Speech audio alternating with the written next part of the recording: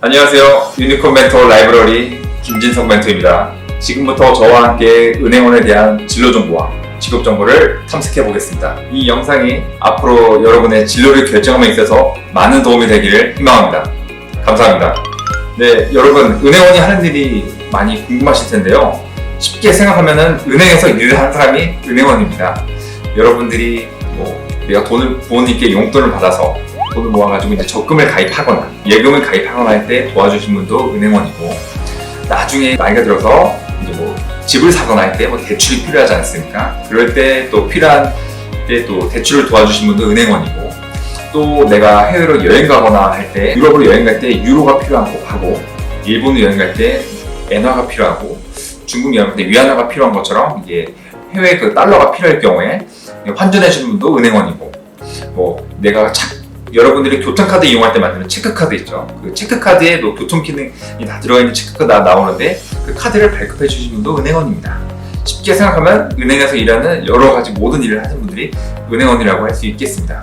여러분 은행 가보셨어요? 아직 학생들이라 은행 많이 안 가보셨을 텐데, 거기 은행 창구에 앉아가지고 여러분 그 일을 도와주신 분들도 다 은행원입니다. 예를 들어서 통장을 발급하거나 비밀번호를 변경하거나 카드를 분실했을 경우에 다시 카드를 발급할 때 도와주신 분들이 다 똑같은 은행원입니다. 요즘에는 추가적으로 기존에 있는 그 시중은행, 소위 말하는 국민은행, 신한은행, 우리은행, 하나은행 여러 가지 은행이 있죠. 그것 이외에 요즘에는 K뱅크 혹은 카카오뱅크, 최근 들어서 10월 달에 나오는 토스뱅크까지 해가지고 인터넷 전문 은행이 많이 들어섰는데요. 여기서 근무하시는 분들도 다 은행원입니다. 특수은행 중에 하나인 그 K은행에서 그 기업 대출을 담당하고 있는 은행원입니다. 여러분들이 은행원이 되기 위해서 되게 막막하고 어렵고, 요즘에는 더군다나 대학생들이 졸업을 하면서 고스펙이 필요하다 해서 굉장히 두려움이 앞설 텐데요. 두려움이 앞설 수도 있지만 열심히 충분히 노력만 한다면 누구나 할 수 있는 게 은행원이라고 저는 생각을 합니다. 요즘 같은 경우에는 고등학교만 졸업하고도 고졸 특채로 뽑을 수 있는 그런 기회가 생겼고요. 블라인드 채용이라는 게 이제 들어서면서 그 은행원에 되기 위해서, 은행 입사하기 위해서는 이제 학력이나 자격증이나 이런 토익 점수나 넣는 공간이 아예 사라졌습니다. 그렇기 때문에 충분히 여러분들도 그 금융에 대한 지식을 가지고 은행원에 대한 꾸준한 목표를 세운다면은 충분히 은행원이 될 수 있는 그런 능력을 기르실 수 있을 것입니다. 그러기 위해서 신문을 많이 보는 게 일단 중요하겠고요. 두 번째로는 책을 좀 많이 읽는 것을 권유드립니다. 여러분들이 책을 많이 읽어야 이제 생각하는 능력이 길러지기 때문에 돈의 흐름을 이해하고 이제 경제를 분석하는 능력이 중요하기 때문에, 사실 은행원이 전문가가 되어야 고객에게 설명을 해줄 수가 있는데, 그런 저희가 은행원이 전문 지식이 없이 고객에게 설명을 한다는 것은 사실 있을 수 없는 일이겠죠. 그렇기 때문에 저희는 많은 책을 읽고 신문을 많이 보고 하는 것이 일단 1차적으로 굉장히 중요하다고 말씀드리고 싶네요. 선생님이 추가적으로 다음에 또 구체적으로 얘기를 하겠지만은, 일단 신문을 많이 보라고 얘기했는데, 신문을 많이 보라고 한 것은 앞으로 우리나라의 경제가 어떻게 돌아가고 있는지, 현재 상황은 어떤지에 대해서 흐름이나 전체적인 그 경제를 분석할 수 있는 그 능력이 필요합니다. 그렇기 위해서는 각종 자격증이나 이제 현 시대를 읽을 수 있는 그 능력이 좀 필요한데요. 그렇기 위해서 각종 은행에서 요구하는 각종 자격증이나 외환이라든지 이런 자격증이 필요로 합니다. 이제 그거에 대해서 구체적으로 이제 은행원이 되기 위해서는 일단은 대학교 자체를 이제 상경계열, 경제학과 혹은 경영학과. 근데 요즘에는 이공계를 가도 은행에서 충분히 차별이나 이런 제한을 두지 않기 때문에 이공계, 토목과 이런 건축공학과를 나와도 충분히 은행에 들어올 수 있습니다. 이제는 차별이 없어졌습니다. 일단은 1차적으로 은행원에 가기 위해서 좀 수월한 길을 간다면 대학교의 상경계열을 추천을 드리는데요. 상경계열에는 경영학과, 경제학과 이런 것들이 있지만은 1차적으로 그쪽에서 배우는 수업들이 경제학이라든지 원론이라든지 경영학 원론을 배우게 됩니다. 그렇게 되면은 은행에서 하는 일을 직접적으로 이제 연관돼서 하기 때문에 많은 도움이 될 수 있는데요. 근데 요즘에는 블라인드 채용이라는 것이 생겨서 굳이 경제학과나 경영학과를 가지 않아도 특별히 은행에 들어오는데 차별이나 제한은 없습니다. 하지만 경영이나 경제학과를 가서 관련 자격증을 취득을 한다면 상당히 좀 유리해질 수 있습니다. 특히 요즘 필요한 자격증 같은 경우에는 펀드 투자 상담사, 파생 상품 투자 상담사 같은 자격증이 필요한데, 과거에는 이런 자격증을 은행원이 되기 전에도 충분히 딸 수 있었던 자격증인데, 이제는 규정이 좀 바뀌어서 은행에 들어와서 취직할 수 있는 자격으로 변경이 되었습니다. 그에 반해 외환 전문역 자격증 1종, 2종 자격증이라든지 은행 FP라든지 이런 자격증들은 이제 학교 다니면서도 충분히 취득할 수 있는 자격증이기 때문에 이런 자격증을 따는 것을 추천드립니다. 자격증에 대해서 말씀을 드리면, 펀드 투자 상담사는 은행원이 하기 가장 따기 쉬운 자격증 중에 하나인데요. 고객분들이 이제 펀드가 가입하고 싶어서 은행원에게 문의를 했는데, 은행원에 모르면 안 되잖아요. 그럼 펀드가 어떤 것이 있고, 펀드는 누가 판매할 수 있고, 어떻게 운영이 되는지에 대해서 관련된 펀드에 대한 관련 법률과 기본적인 지식을 습득하게 됩니다. 파생상품 투자 상담사라는 것이 있는데, 이 파생상품 상담사 자격증은 사실 여러분들이 이해하기 조금 어려울 수 있는데, 이 옵션과 이게 선물, 이 수합이라는 게 통화 수합 같은 이 국내에서 발생하는 이자율과 해외에서 발생하는 이자율의 차이를 이용한 선물 거래라든지 통화 수합 같은 그런 관련 규정이라든지 어떻게 흐름과 원리가 진행되는지에 대한 그런 지식을 배우는 부분이기 때문에 아마 지금은 이해하기가 좀 힘들겠지만 향후 꾸준히 좀 책을 많이 읽고 신문을 많이 읽고 공부를 한다면 충분히 취득할 수 있는 자격증들입니다. 은행원이 되려면 주로 어떤 능력이 필요하냐면요. 일단 고객님과 가장 직접 대면하고 많은 대화를 하기 때문에 고객님의 말을 끝까지 경청하는 능력과 특별한 서비스 정신을 가지고 고객을 상대해야 합니다. 또한 고객님의 돈과 재산을 다루는 일인 만큼 더더욱 실수가 있어서는 안 되고요. 꼼꼼하게 실수하는 일이 없도록 해야겠습니다. 그렇기 때문에 꼼꼼함이 필요로 하고요. 보이지 않는 금융상품을 판매하기 때문에 신뢰감을 주는 이미지와 의사소통 능력, 설득력 등을 요구합니다. 사실 상대적으로 저는 이제 자립형 사립고등학교로 나왔는데 대학교를 사실 저는 좀 좋은 대학교를 가진 못했어요. 물론 학과는 경제학과를 졸업하긴 했지만 상대적으로 전 자사고로 나온 친구들은 좋은 대학교를 많이 가서 이제 취업의 길이 탄탄대로라고 여겨졌고, 저의 대학교 시절은 정말 암울하고 힘든 시절이라고 저는 생각을 했었죠. 왜냐하면 대학교 네임밸류가 안 좋기 때문에 저는 취업을 해도 중소기업이나 소기업 취업도 어려울 수 있겠다, 이런 막연한 두려움이 앞섰기 때문에 그것을 극복하기 위해서 저는 정말 많은 헌책방을 다니면서 정말 노력을 많이 했어요. 일단은 제일 먼저 제가 노력했던 거는 이제 사법고시를 보면서 과거 노무현 대통령이나 이런 분들도 이제 열심히 몇십 년간 공부하셔가지고 고시를 합격하신 것처럼 저도 큰 꿈과 희망을 가지고 고시 공부를 준비했었죠. 근데 막상 이 고시 공부를 열심히 한다고 자신의 적성에 맞게 해야 되는데, 이게 무작정 들이댄다고 이게 또 인생이 또 들이지가 않더라고요. 그러다 보니까 이제 사법고시를 이제 하다가 이제 어느 정도 군대를 다녀서 접고 다시 이제 대학교를 복학을 하면서 다른 길을 좀 찾아봤어요. 이제는 행정고시를 좀 해야겠다. 그때 당시에는 저의 인생에 있어서는 열정이 넘쳤기 때문에 할 수 있다, 나는 하면 된다라는 그런 마음이 너무나 좀 강렬했기 때문에 이 길이 아니면 난 안 된다 하면서 정말 열심히 고시 공부를 신림동에 있는 헌책방집 다니면서 정말 많은 책을 사면서 고시 공부를 했었어요. 근데 이 길 역시도 이제 제가 하다 보니까 이제 많은 인맥과 이런 연줄이 없다 보니까 제가 열심히 한다고 해서 되는 부분에 있어서 한계가 있더라고요. 그러다 보니까 급하게 이제 할 수 있고 좀 가능성이 있는 부분이 이제 금융계통이라고 저는 생각을 했어요. 금융계통 같은 경우에는 이제 정년을 보장할 수 있는 은행과 증권사, 이런 보험사 쪽이 있는데, 특히 그 중에서도 가장 안정적이라고 이제 평가를 받는 은행을 선택을 하게 됐어요. 많은 액수나 연봉은 아닐지라도 평균 이상을 갈 수 있었다는 생각 때문에 지금 어느 정도 지금 급여를 받고 있긴 하지만 그때 당시에 은행원이 되겠다는 꿈은 저에게 정말 새롭게 다가왔거든요. 그래서 저는 대학교 다니면서 이제 큰 꿈을 꿨습니다. 학생들이 이제 취업 준비생들이 이제 하고 있을 때 빨리 취업을 해가지고 이제 정장 입고 차를 끌고 와가지고 학생들에게 나 취업했다고 이게 본의 아닌 그런 자랑을 하면서 그런 꿈을 항상 상상을 했었거든요.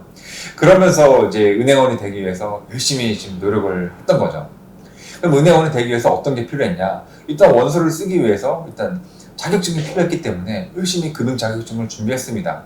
증권투자 상담사, 파생상품 상담사, 펀드투자 상담사, 심지어 이제 재무설계사인 AFP까지 이제 준비를 했었거든요. 그 자격증을 준비하고 일정 부분 이상의 그 어학 점수가 필요했기 때문에 그 자격증을 준비하면서 이 원서를 썼죠. 그러다 보니까 이제 원서를 쓰다 보니까 이제 합승 면접이라든지 이런 면접 기회가 있었는데 이제 한 번 면접 기회를 봤었는데 열심히 내가 잘할 수 있다 하면서 이제 열심히 들이댔다가 한 번 또 떨어진 이력도 있긴 하지만 이제 다시 이제 정신을 차리고 이제 은행원이 될 이제 자질과 이런 남에게 이제 얘기를 들어줄 수 있는 그 공감 능력, 또 실제로 어떻게 상황 판단 능력, 대화할 수 있는 그런 능력 같은 거를 이제 길러가지고 면접 볼 때도 충분히 제 능력을 발휘해서 당당히 이제 특수은행에 입사할 수 있었던 그런 계기가 됐던 거죠. 벌써 제가 입사한 지 벌써 8년이 지났는데요. 그때 당시에도 경쟁률이 굉장히 높았습니다. 100대 1의 경쟁률을 뚫고 합격하긴 했는데 이게 뭐 자랑하려고 하는 건 아니고 정말 많은 수의 지원자들이 지원을 합니다. 200명 뽑는데 2만 명 이상이 지원하기 때문에 100대 1의 경쟁을 뚫고 다니는 사실 저는 한 번 떨어졌습니다. 한번 은행원에 지금 입사하기 위해서 첫째 서류 전형으로 서류 심사를 하고 두 번째는 적성 검사를 한번 심사를 하고 세 번째는 이제 1박 2일 합숙 면접을 진행하고 마지막 최종적으로 그 임원 면접 단계까지 있는데요. 이 과정에서 중간에 합숙 면접에서 한번 좀 떨어진 기억이 있습니다. 아픔을 듣고 다시 그 은행원이 되기 위해서 저는 또다시 그 서류 심사와 인적성 검사와 합숙 면접을 통해서 은행원이 되었습니다.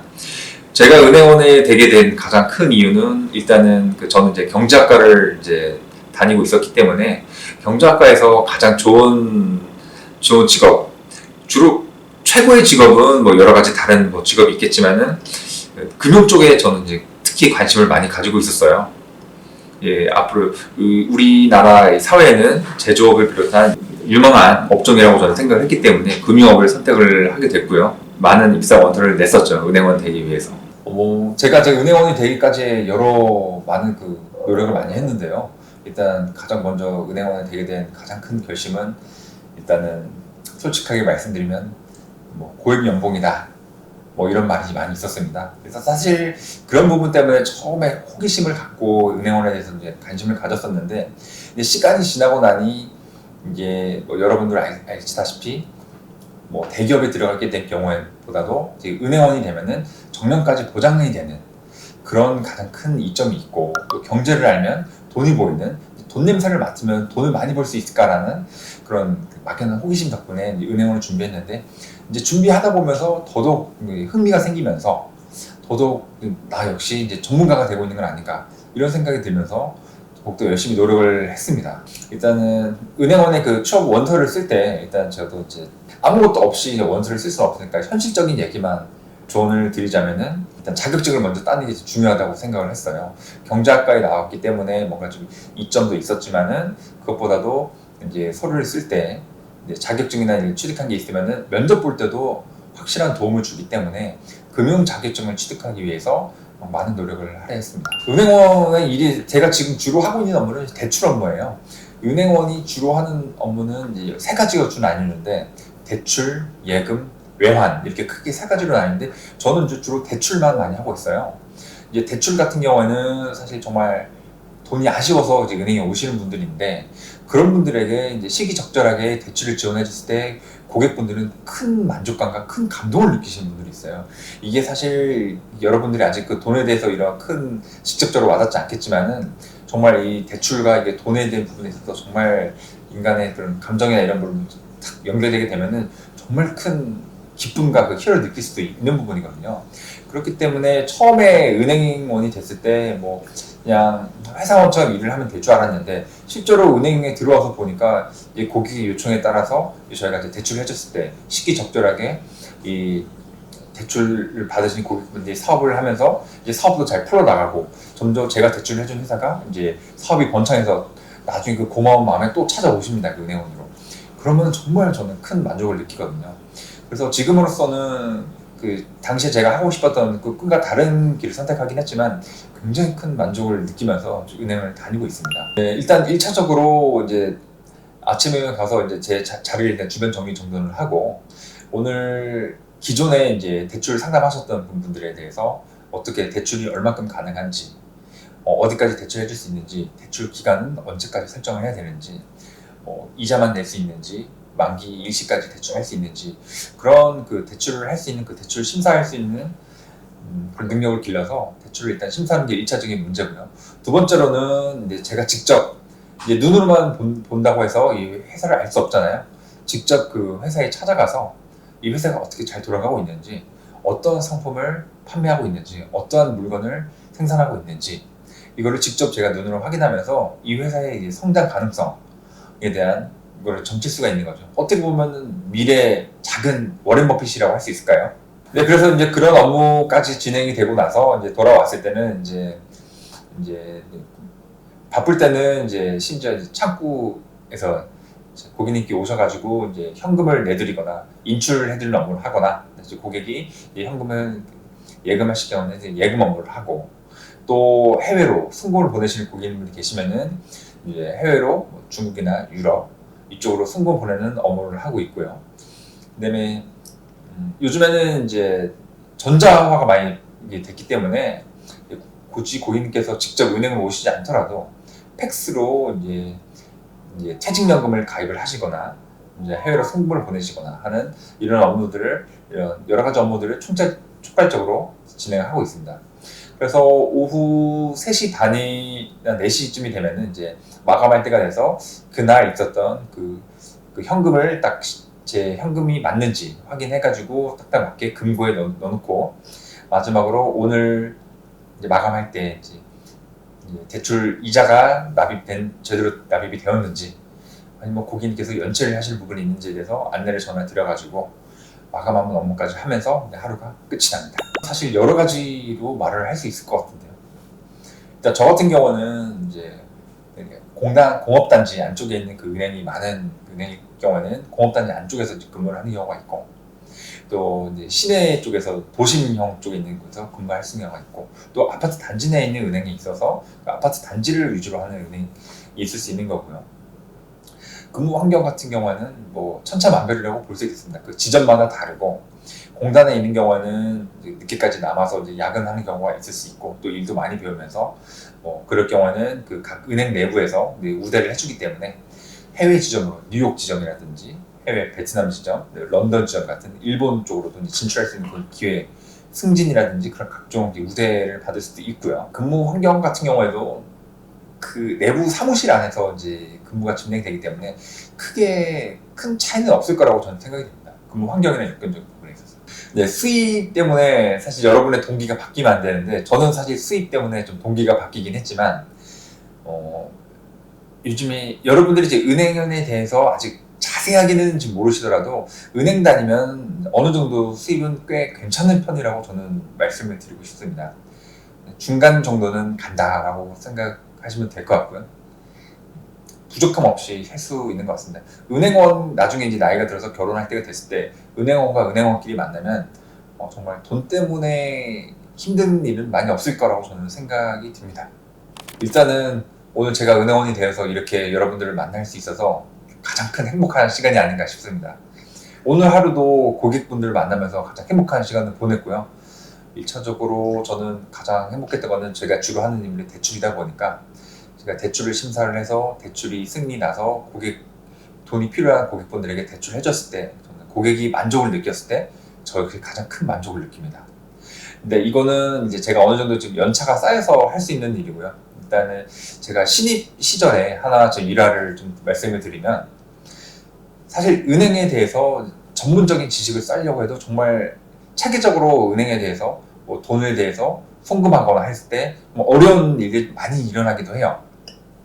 실제로 요즘에는 핸드폰으로도 돈을 보낼 수 있는 일이 많이 빈번하게 일어나기 때문에 그만큼 실수도 빈번하게 일어난단 말이죠. 고객님에게 내가 친구에게 돈 10,000원을 송금해야 되는데 친구에게 송금을 잘못한 거예요. 다른 사람에게 돈을 송금을 한 거죠. 그럴 경우에 다른 분에게 고객의 돈을 해야 되는데 연락처도 없고 번호도 모르고 이럴 경우 어떻게 해야 되느냐.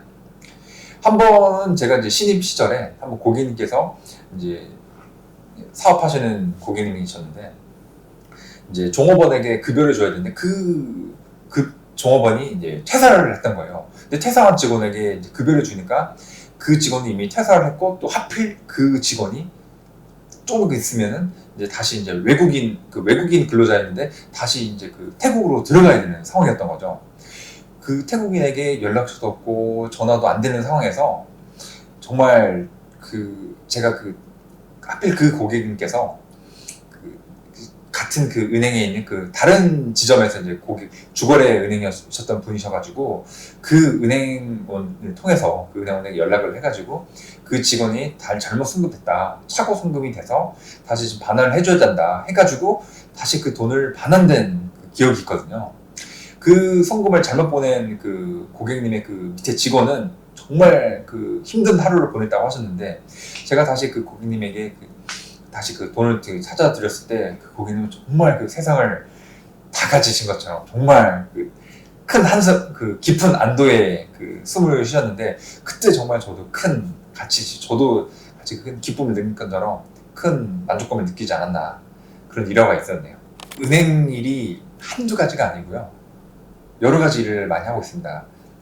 쉽게 말해서 대출, 예금, 외환 이 세 가지라고 말씀드리는데 환전도 하고 카드도 판매하고 펀드도 하고 방카슈랑스도 하고 보험도 판매할 수 있는 여러 가지 그 규정들을 다 알고 있어야 되거든요.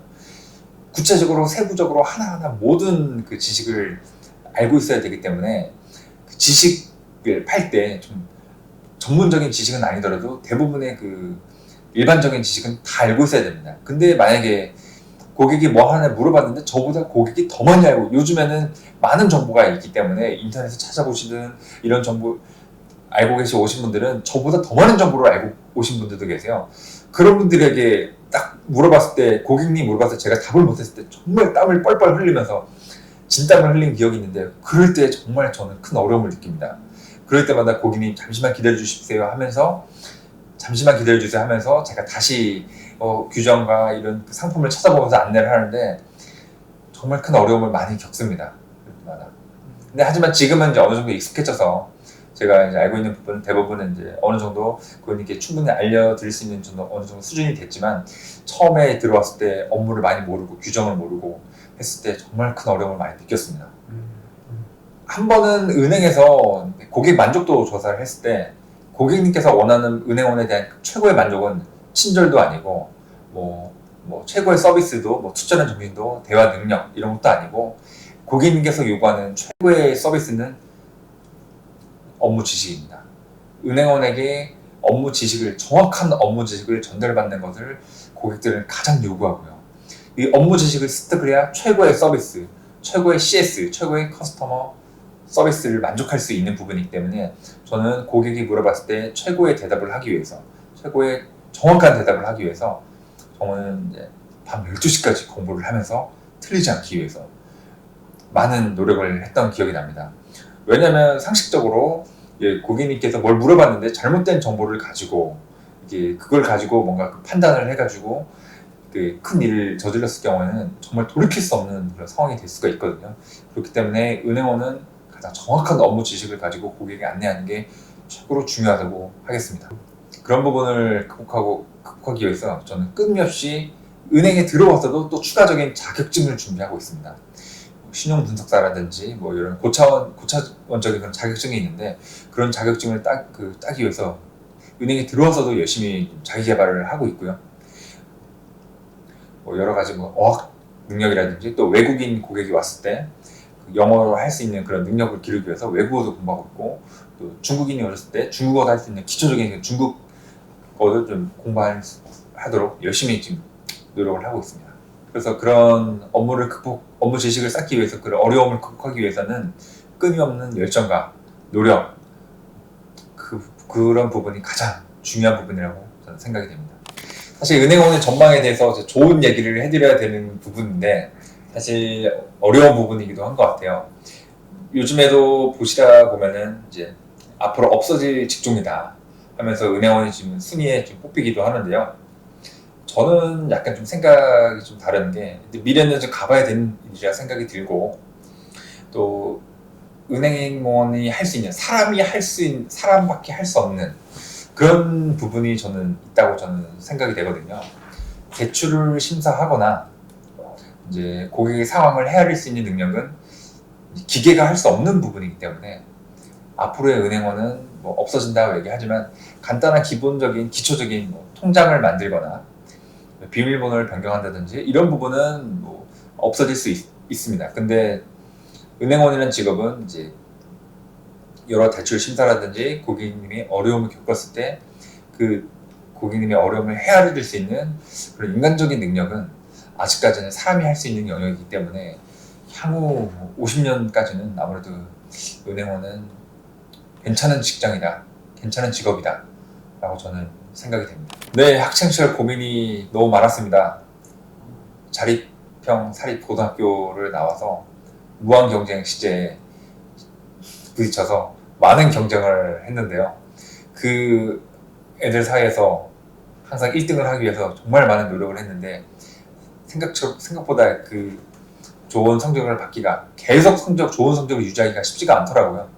그런 부분 때문에 많은 스트레스를 받고 앞으로 내가 어떤 일을 해야 내가 만족할지 그런 부분에 대해서 정말 많은 고민을 했던 것 같습니다. 돌이켜보면 이제 부모님들이 알려주는 직업이라든지 이런 직장을 선택할 때 있어서 대부분들은 부모님이 정해주신 직업을 선택하는 것 같아요.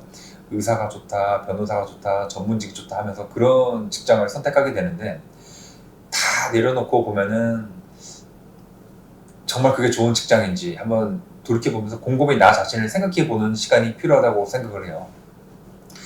이제 한번 그런 설문조사를 제가 읽은 것 같아요. 이제 10대, 20대, 30대, 40대, 50대 이제 나이 많은 그 어르신 분들이 나중에 죽기 전에 후회하는 한 가지 1순위가 뭘까 고민을 했을 때 그 직원들이 그분들이 이제 가장 1순위는 공통적인 게 하나 있습니다. 바로 내 꿈을 쫓지 않은 것이라고 합니다. 내 꿈, 내가 하고 싶은 게 뭘까?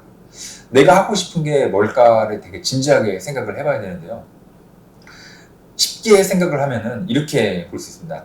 나는 내가 지금 하고 있는 일에 대해서 시간이 빨리 가길 바라는 인생을 살고 있는지 아니면 시간이 천천히 가길 바라고 있는 인생을 살고 있는지 그거를 한번 생각을 해보면은 내가 지금 하고 있는 일을 잘하고 있는 것인지 한번 생각을 하게 됩니다. 우리가 예를 들어서 남자들은 이제 중학생들 보면은 이제 컴퓨터 PC로 이제 게임을 하잖아요. PC로 게임을 하면 밤새도록 게임을 해도 졸리지 않고 늦게까지 게임을 할 수가 있습니다. 그런데 공부를 하다 보면 금방 또 졸리고 잠 오고 어느 순간 내가 책상에 엎어져 있고 잠을 자고 있거든요. 이거는 내가 하기 싫은 거거든요. 내가 하고 싶은 일을 하는 게 어떠한 돈과 명예 이런 걸 다 떠나고 다 내려놓고 봤을 때 정말 더 중요하다고 저는 생각이 됩니다. 돈은 크게 중요한 부분이 아니라고 저는 생각이 들고 부차적인 거라 생각이 들고 내가 하고 싶은 일을 하면은 정말 돈도 저절로 따라오게 된다고 저는 생각이 듭니다. 그래서 여러분들에게 꼭 해주고 싶은 말은 진로를 선택함에 있어서 부모님이 선택해준 그런 진로를 선택하기보다는 이 시대가 정말 많이 변하고 있잖아요. 요즘은 유튜브라든지 이런 것을 통해서 많은 그 학생들이 이제 새로운 직업을 또 창출할 수 있고 정말 창의적인 일을 많이 할 수 있는 시대가 오고 있거든요. 공부만이 답이 아닌 그런 시대가 오고 있기 때문에 정말 내가 하고 싶은 게 뭔지 그런 직업을 찾는 게 굉장히 좀 중요하다고 생각이 듭니다. 그런 직업을 찾기 위해서 내가 그럼 무엇을 해야 될까? 많은 경험을 하는 게 중요합니다. 그런 경험을 하기 위해서 일단은 간접적으로는 많은 책을 읽어보면서 독서를 통해서 간접적인 경험을 통해서 여러분들이 내가 어떤 직업을 해서 좋은지 알 수 있는 거고 또 친구들과 많은 소통을 통해서 내가 대화를 하는데 정말 즐거움을 느끼는지 아니면 내가 전문적인 그 학구열을 가지고 내가 어떤 그 연구라든지 뭐 어떤 그 개발을 하는 데 있어서 뭐 토마스 에디슨처럼 뭔가 지금 뭐 이공계적인 뭐 물건을 가지고 막 연구하는데 내 흥미를 느끼는지 아니면 내가 다른 사람에게 도움을 주면서 큰 행복을 느끼는지 이런 것들에 대해서 본인에 대해서 내가 어떠한 큰 행복을 느끼는지 그게 가장 큰 중요한 거라고 저는 생각이 듭니다. 그래서 그 학창 시절에 여러 고민이 있었을 때 이제 가장 극복할 수 있었던 거는 일단은 집이 많이 어려웠기 때문에 내가 열심히 공부해서 이제 집안을 일으켜야겠다 그런 생각이 좀 가득했어요. 그래서 그 집안을 일으키기 위해서는 내가 열심히 공부를 해서 반드시 나는 이제 가장 최고의 대학인 이제 서울대를 가면 그러면 더 많은 기회와 내가 좀 가장이 될 수 있겠다 이런 그 듬직한 마인드를 가지고 열심히 공부를 했죠. 그렇기 때문에 학창시절에 고민 같은 것들을 생각할 그럴 겨를도 없이 오직 그 하나만을 가지고 열심히 공부를 했죠. 그렇게 했는데 이제 기대했던 것만큼 그 좋은 결과가 나오지는 않았지만 그 열심히 준비하는 과정에서 근데 그 비슷한 그 최고의 더 높은 목표를 설정함으로써 그러니까 어느 정도까지 그 저에게 만족스러운 그 결과를 얻었어요. 그러다 보니까 또 다른 세계가 열렸고 또 다른 목표를 설정하고 또 더 높은 목표를 설정하게 돼서 저에게 또 다른 그런 그 열심히 살게 할 수 있는 그런 계기가 될 수 있었던 저의 인생의 그 시발점이 됐었던 거죠. 결론을 내리면은 고민을 해결할 수 있었던 가장 큰 것은 이제 끊임없는 목표 설정입니다. 그 하나의 목표를 이루면 또 다른 목표를 설정하고 그걸 해결하면 또 다른 목표를 설정하면 이제 그거에 대한 고민을 생각할 겨를 없이 또 다른 저희 그 인생에 대한 그 활력소가 됐기 때문에 저는 그런 걸 통해서 이제 극복할 수 있었습니다. 그때 합격했을 때 그때 기분은 이루 말할 수가 없는 기분이고요. 지금 생각해도 정말 눈물이 날 지경입니다.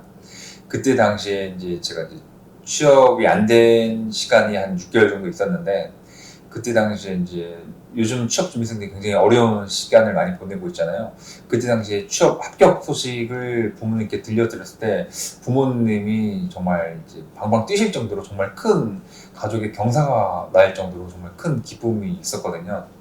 1차적으로 은행이든지 어떤 대기업에서 이제 그 신입 사원을 뽑을 때 그 합격을 하게 되면은 그 직원에게 직접 전화를 하는 게 아니고 부모님께 전화를 드려서 그 귀한 자식 길러주셔서 감사합니다 하면서 이게 이벤트성으로 이제 합격을 통보해주게 되거든요. 부모님께 통보해주면서 부모님께서 먼저 합격 소식을 듣게 되는데 그때 부모님께서 저를 얼싸 안으시고 눈물 흘리시면서 정말 거실에서 방방 이제 뛰었던 어린 아이처럼 이제 방방 뛰었던 그런 기억이 나는데요.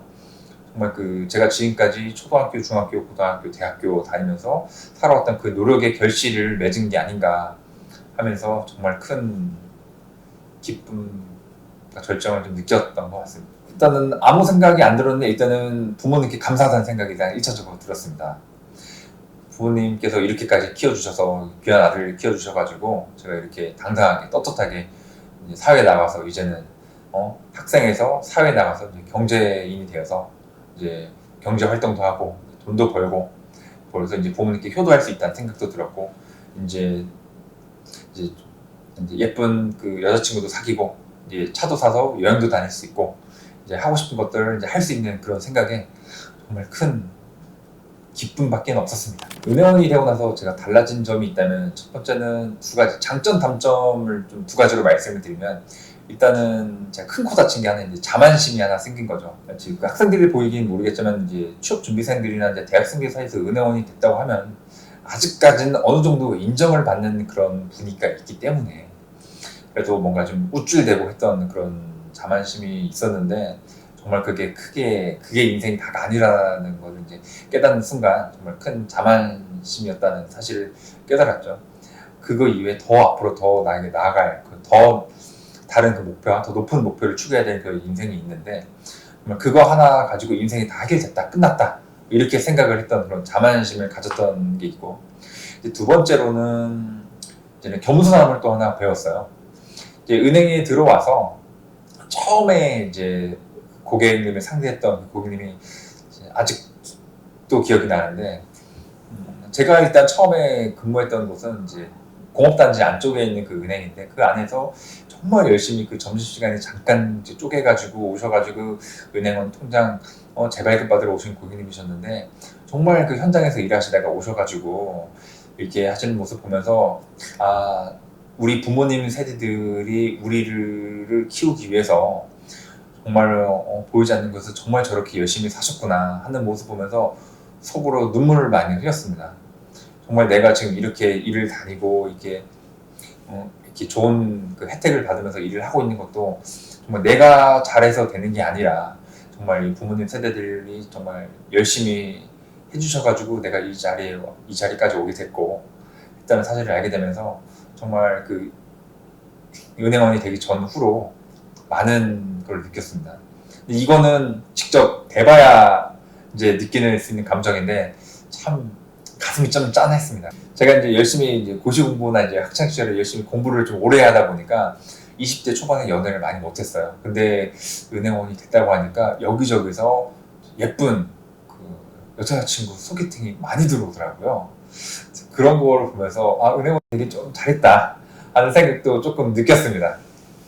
근데 여자분들이 은행원이 되면 정말 장난 아니죠. 의사분들도 막 소개팅 들어오고 의사, 변호사, 검사 소개팅 들어오면 이만한 또 좋은 직업이 있을까요? 또 하나 또 추가로 말씀드리면 이제 일단 부모님께서 되게 좀 자랑스러워 하셨어요.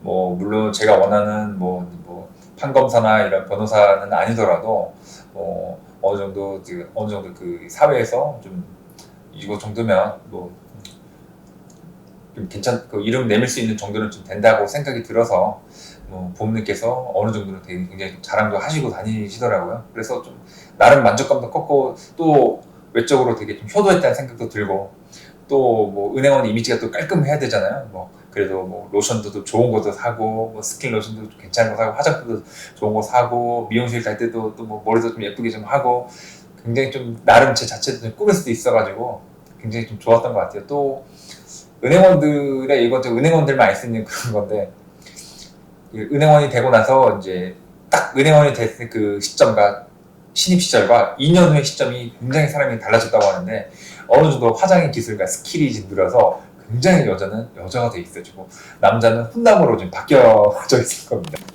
중학교로 돌아가서도 저는 열심히 공부를 했기 때문에 다시 돌아가도 열심히 또 공부를 할 것 같고요.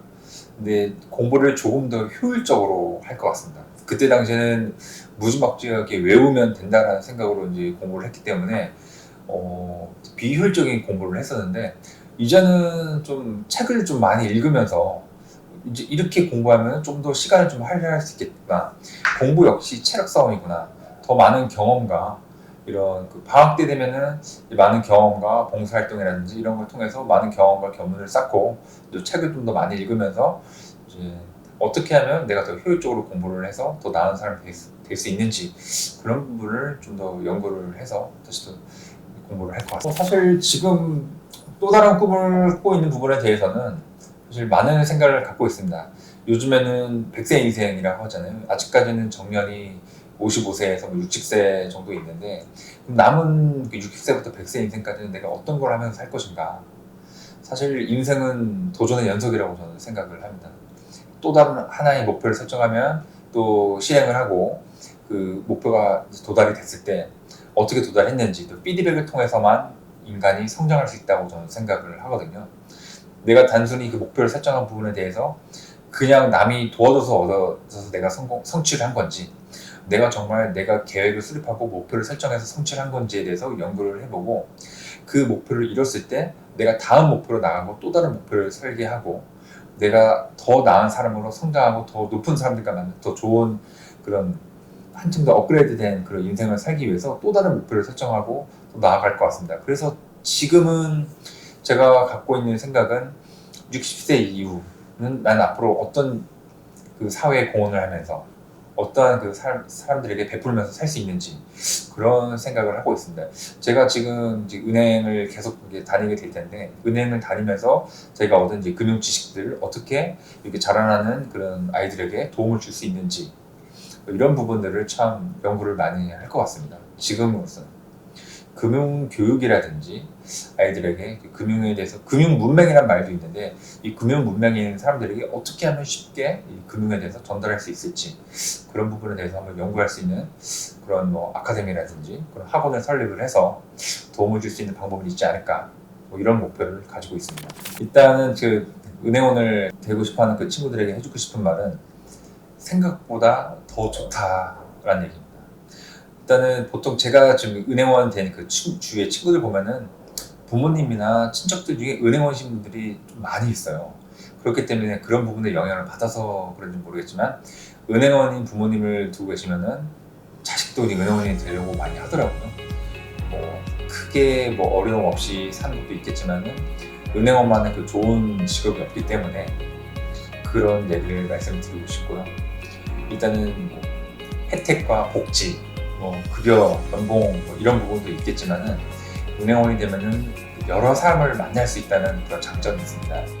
사업가를 만날 수 있고 사업하시는 분 만날 수 있고 뭐 일반 심지어 이제 강남이나 뭐 청담동 같은 은행에는 연예인들도 만나서 볼 수도 있고 보면은 참 여러 사람들을 만나면서 다양한 경험을 해보고 대화할 수 있는 뭐 이런 기회가 좀 많은 좀 직업이라고 저는 생각이 들거든요. 또 이 사회 경제 전반적인 흐름도 이해할 수 있고 또 신문도 많이 보면서 앞으로 내가 지금 뒤처지는 건 아닌 건지 내가 지금 잘 하고 있는 건지 하면서 이제 가족을 위해서 내 가장으로서 어떻게 일궈 나가야 되는지 이런 것들도 좀 종합적으로 좀 생각할 수 있는 참 좋은 직업이라고 저는 좀 생각이 들거든요. 또한 이제 제가 힘들게 살았던 그런 어렵게 컸던 그런 상황을 이제 생각해 보면은 은행원이 되면 어느 정도 좀 중산층에 좀 갈 수 있는 중간 정도는 갈 수 있는 그런 상황이 되기 때문에 충분히 저는 굉장히 좀 만족할 만한 직업이라고 저는 생각이 듭니다. 또 막연하게도 은행원이 대해서 잘 몰랐지만 또 어느 정도 좀 막연하게 준비하고 있었던 친구들도 해보시면은 생각보다 더 좋다라는 걸 좀 얘기를 해주고 싶어요. 은행원에 대한 꿈도 없이 지금 이공계를 하다가 이제 들어온 제 은행 동기들만 봐도 충분한 만족감을 가지고 더 나은 꿈과 더 높은 목표를 설정해서 아주 굉장히 좀 잘된 인생을 좀 살고 있는 친구들도 많이 있거든요. 그렇기 때문에 은행원을 하고 있는 여러분들을 적극 응원합니다.